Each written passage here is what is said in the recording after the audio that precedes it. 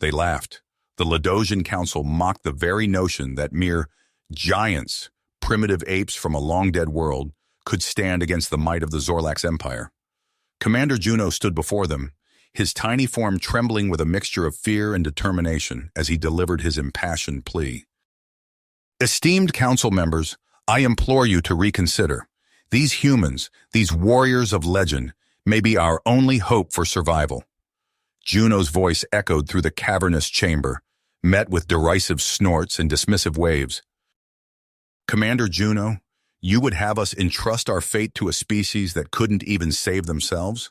A species that vanished centuries ago, leaving behind nothing but ruins and whispers? Counselor Zarn sneered, his bulbous eyes narrowing. Your tiny army is a joke, a desperate gambit born of fear and folly. Juno clenched his fists, his resolve hardening. I have seen them, Counselor. I have walked the halls of their great ship, witnessed the power and potential locked within their frozen forms. The humans are real, and they are our last chance. As the council devolved into bickering and debate, Juno's communicator crackled to life. Commander, the Zorlax have found us. They're coming. Juno's blood ran cold. Time had run out. With a final defiant glare at the council, he turned on his heel and raced from the chamber. The fate of his people, of the entire galaxy, rested on the shoulders of a handful of tiny soldiers and an ancient cryo ship drifting in the void. They had to succeed. They had to wake the humans. Because if they didn't, there would be no one left to hear the Zorlax laugh. The Zorlax ships descended upon the ancient human cryo vessel like a swarm of angry hornets, their weapons slicing through the void with searing precision. Commander Juno raced through the corridors, his tiny form a blur of desperate motion as he shouted orders to his Ladosian crew. Divert all power to the shields. We must buy time for the humans to awaken. Juno's voice cracked with urgency as he skidded into the cryo chamber, his eyes widening at the sight of the towering forms within the frosted pods. Captain Thomas Howard emerged from his icy slumber, his muscles tensing as he took in the chaos erupting around him. Alarms blared and the ship shuddered under the onslaught of Zorlax fire. He turned to Juno, his brow furrowed in confusion and suspicion. What the hell is going on here, little man? And what are you doing on my ship? Howard's voice boomed through the chamber, causing Juno to flinch. Captain Howard, I am Commander Juno of the Ladosian Defense Force. We need your help. Juno stood tall, his voice steady despite the fear gnawing at his gut. The Zorlax are here, and they won't stop until they've exterminated every last one of us. Howard's eyes narrowed, his mind racing as he processed the gravity of the situation. He nodded curtly, his decision made. All right, Commander, let's show these Zorlax what happens when they mess with humanity. As the newly forged alliance sprang into action, the Zorlax launched their boarding party. General Zaxxon strode through the airlock, his chitinous armor gleaming in the harsh light. He sneered at the tiny Ladosian defenders, his mandibles clicking with cruel amusement. Pathetic little insects, do you really think you can stand against the might of the Zorlax Empire? Zaxxon's voice dripped with disdain as he leveled his plasma rifle at Juno's chest. But before he could pull the trigger, a massive fist slammed into his face, sending him flying across the corridor. Howard stood over the stunned Zorlax general, his eyes blazing with fury. Pick on someone your own size, ugly. Howard spat, his troops rallying behind him as they engaged the Zorlax in a brutal close-quarters melee. Lieutenant Jack Reeves fought like a man possessed, his reflexes honed by years of training and augmented by the advanced Ladosian tech Lena had hastily integrated into his armor. He danced through the chaos, his movements a blur as he dispatched Zorlax soldiers with ruthless efficiency. Lena, tell me you've got a plan to get us out of this mess, Reeves shouted over the din of battle, his face streaked with sweat and alien blood. The Ladosian science officer nodded, her fingers flying over a holographic control panel. I think I can overload their power core, but I need more time. Reeves gritted his teeth, his tenacity hardening. You'll have it. As the battle raged on, the Zorlax Emperor seethed with rage, his orders to destroy the human ship permeated with venom. The cryo vessel shook and groaned, its hull buckling under the relentless assault. Howard and Juno exchanged a knowing glance, the weight of their predicament heavy on their shoulders. They knew they couldn't win this fight. Not here, not now. Their only hope was to run, to regroup, and plan their next move. "Lena, get us out of here!" Juno shouted, his voice barely audible over the screech of tearing metal. The Ladosian nodded, her fingers a blur as she input the coordinates for the desperate hyperspace jump. The ship shuddered, the stars outside the viewports stretching into long streaks of light as they hurtled through the void. Moments later, they emerged in orbit around Letos Prime, the verdant green world a welcome sight after the harrowing escape. Howard and Reeves stood on the bridge, their eyes wide with wonder as they took in the alien vista. "I never thought I'd see the day when I'd be standing on an alien world, fighting alongside tiny little spacemen." Howard chuckled, his laughter tinged with exhaustion and disbelief. Juno smiled, his eyes glinting with newfound respect for the human warriors. "And I never thought I'd see the day when giants from legend would come to our aid." But their moment of respite was short-lived. As they prepared to disembark, Juno's communicator crackled to life once more. "Commander Juno, the Council demands your presence, and bring the human captain with you." The voice on the other end was tense, the urgency in their tone unmistakable. Howard and Juno exchanged a weary glance, the weight of the galaxy settling upon their shoulders once more. They had bought themselves a reprieve, but the true fight was just beginning.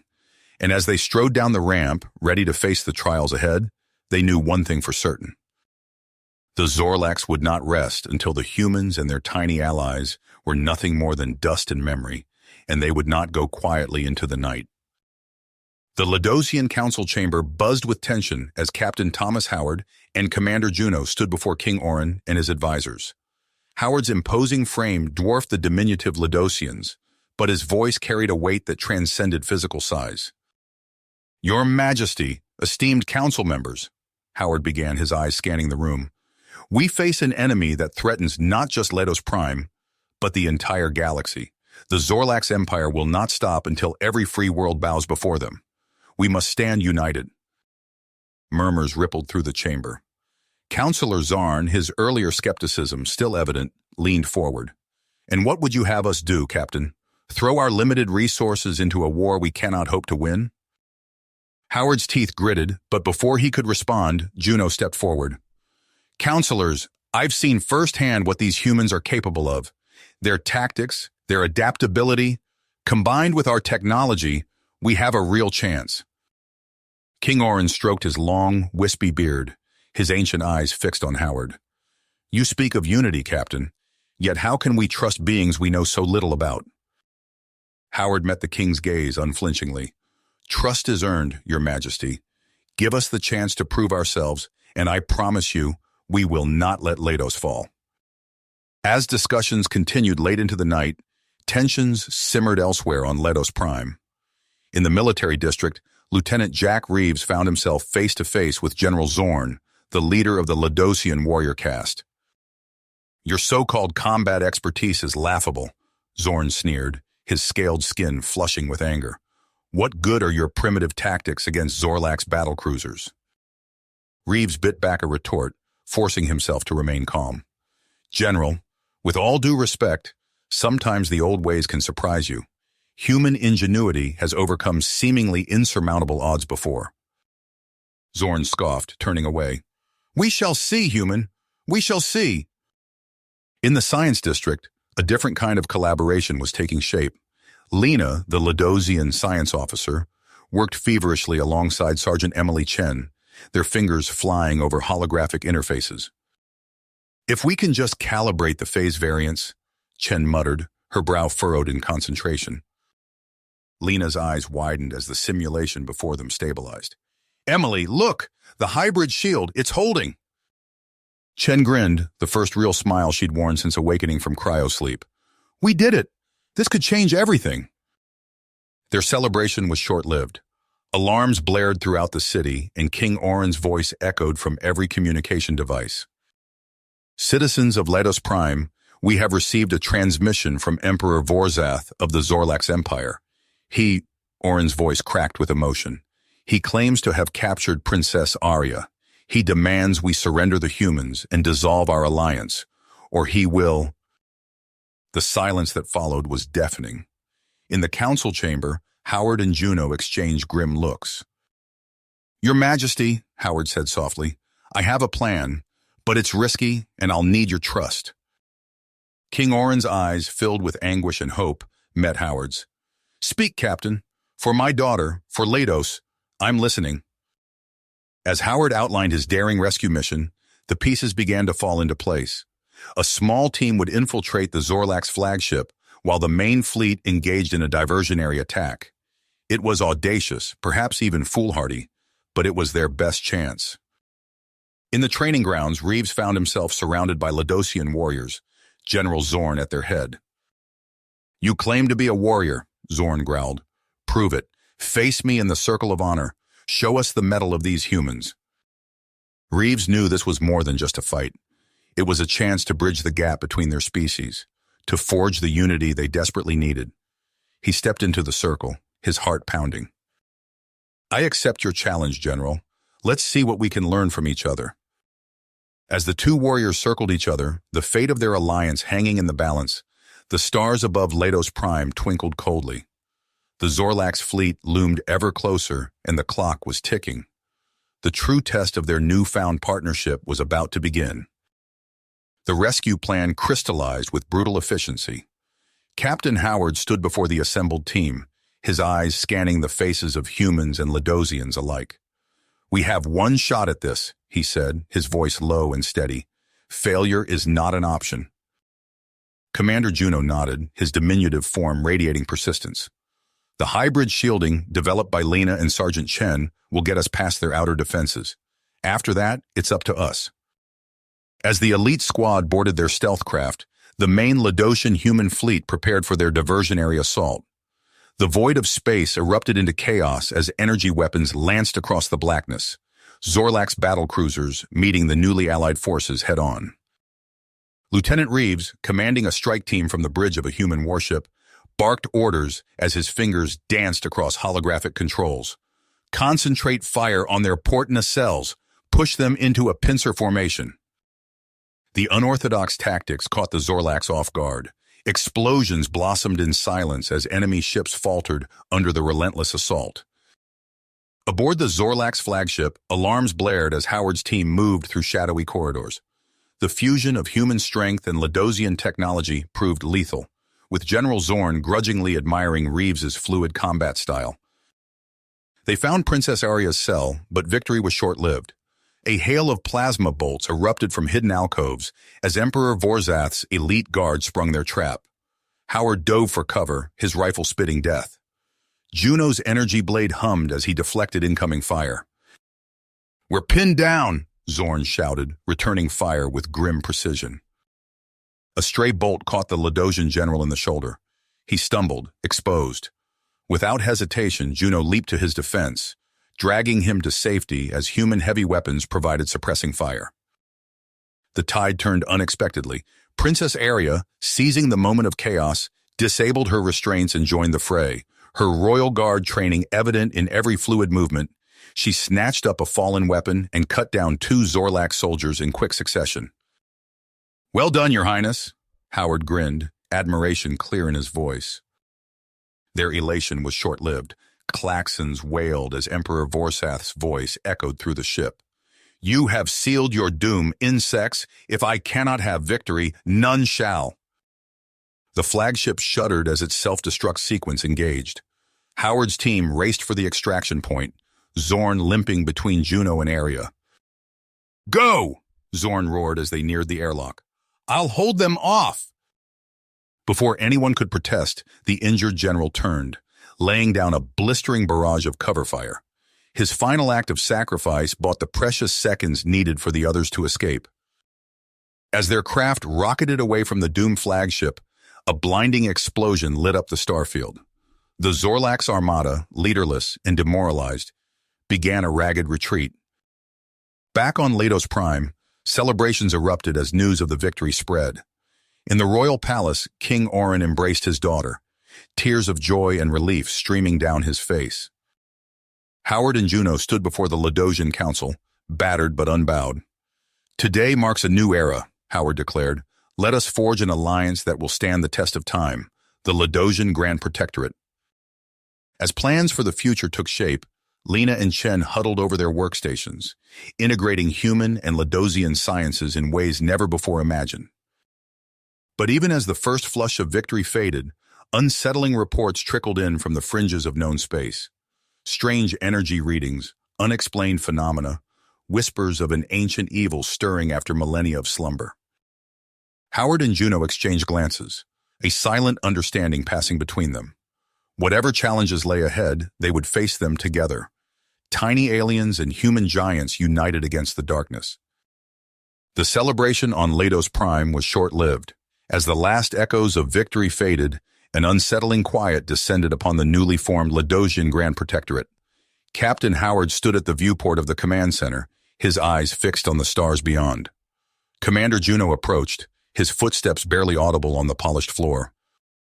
"The reports are confirmed," Juno said, his voice tight with concern. "3 more colonies have gone dark. No distress calls, no signs of battle. Just silence." Howard's teeth clenched. "It's happening faster than we anticipated. Have you informed the king?" Before Juno could respond, alarms blared throughout the facility. A frantic voice crackled over the comms. "Unidentified vessel approaching. It's one of ours, but barely holding together."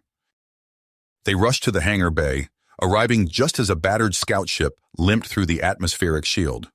The hull was scorched and pitted, evidence of a harrowing journey.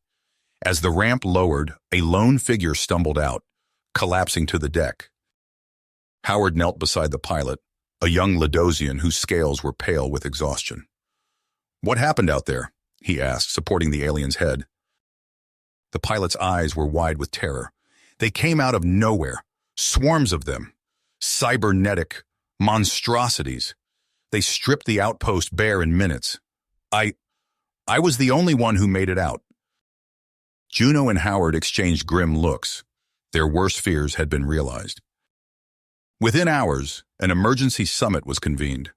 The grand hall buzzed with tension as representatives from across the Protectorate gathered. Howard stood at the center, his voice carrying across the chamber. "The threat we face is unlike anything we've encountered before," he began, activating a holographic display. Images of devastated worlds flickered before them, eliciting gasps of horror. "They call themselves the Harvesters. Their technology far surpasses our own, and their goal is simple: to consume everything in their path." Murmurs of despair rippled through the crowd. A human scientist, her face etched with worry, spoke up. "How can we possibly stand against such a force?" Howard's eyes found Lena and Chen, huddled over a data pad. "We fight fire with fire," he said. "Or in this case, we fight advanced technology with even more advanced technology." Lena stepped forward, her fingers dancing across the holographic interface. "We've been developing something experimental," she explained, her voice trembling with a mix of excitement and fear. "A chrono-displacement drive." The room fell silent as the implications sank in. Chen continued, "If we can't beat them in the present, we go back and stop them before they awaken." King Orin rose, his ancient eyes filled with concern. "The risks of altering the timeline are immeasurable. We could erase our own existence. And if we do nothing, our existence is already forfeit," Howard countered. He turned to the assembled crowd. "I'm calling for volunteers. This mission will be dangerous, perhaps even suicidal, but it's our only hope." Lieutenant Reeves stepped forward without hesitation. "I'll lead the team, sir." Others joined him, a mix of human shock troops and Ladosian temporal experts. Sergeant Chen, her face set with willpower, took her place beside Reeves. As preparations for the mission began, the first wave of harvesters struck the outer colonies. The Protectorate's defenses, formidable as they were, crumbled under the relentless assault. Howard coordinated the defense from Lados Prime, buying precious time for the Chrono team. The day of departure arrived all too soon. In the launch bay, Howard clasped Reeves' shoulder.